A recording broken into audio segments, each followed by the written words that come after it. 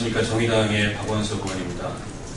정의당의 이정미 대변인이 이번 730 보궐선거에 수원병 선거구 후보자로 출마를 하게 돼서 730 재보궐선거가 끝나는 날까지 제가 당 대변인을 맡기로 했습니다.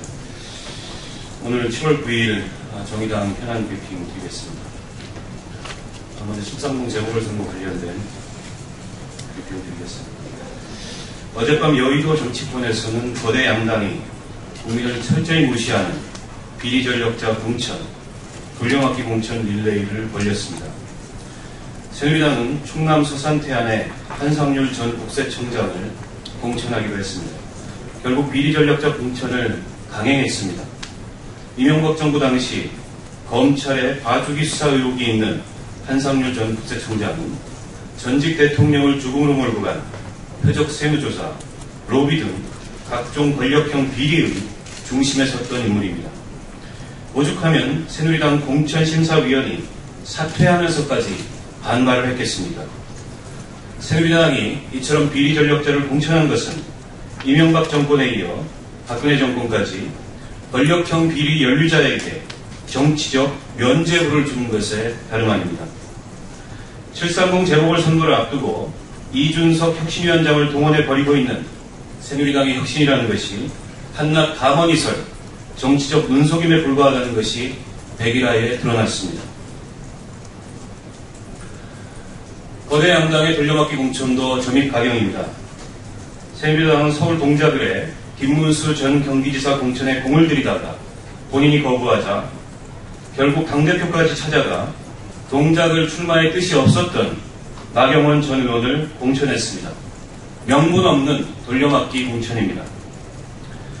새정치민주연합은 동작을에 출마를 준비했다가 탈락한 금태섭 전 대변인을 수원 영통에 공천하려다가 본인이 거부해서 결국 어젯밤 늦게까지 결론을 내지 못했습니다.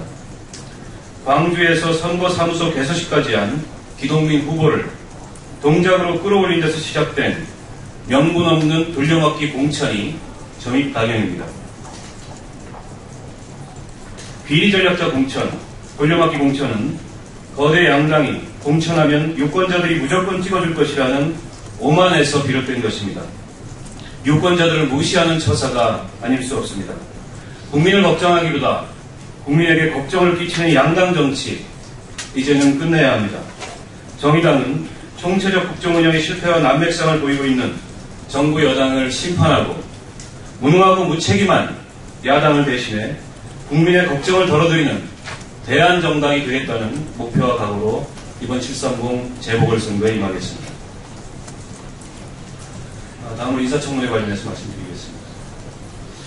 어제 열린 최경환 경제부총리 후보자에 대한 인사청문회에서 확인할 수 있었던 것은 최 후보자가 경제부총리가 되면 국가와 국민에게 빚을 더 지게 하겠다는 것과 무차별적 규제 완화를 강행하겠다는 것이었습니다. 저성장에 늪에 빠진 한국 경제의 해법을 제시해 줄 것을 기대했지만 마치 당연한 듯이 추가 경정 예산 편성, 적자 재정을 말하고 부동산 금융 규제를 완화하겠다는 점을 분명히 했습니다. 경제 활성화라는 명목으로 국가와 국민의 부채를 늘려서라도 남은 정권 기간 동안 경기를 인위적으로 부양시키겠다는 것입니다. 세수 부족에 대한 새로운 대책은 전혀 내놓지 못했습니다. 비록 가처분 소득 확대가 중요하다라는 언급을 했지만 구체적인 정책 수단에 관한 언급 없이 단지 청문회 통과를 위한 립서비스 차원에서 나온 것이 아닌가 의심하지 않을 수 없습니다. 그러면서 서비스 산업, 의료 규제 완화에 대한 입장은 분명히 했습니다. 정의당은 최 후보자가 경제부총리 자격이 있는지 신중하게 검토할 것입니다.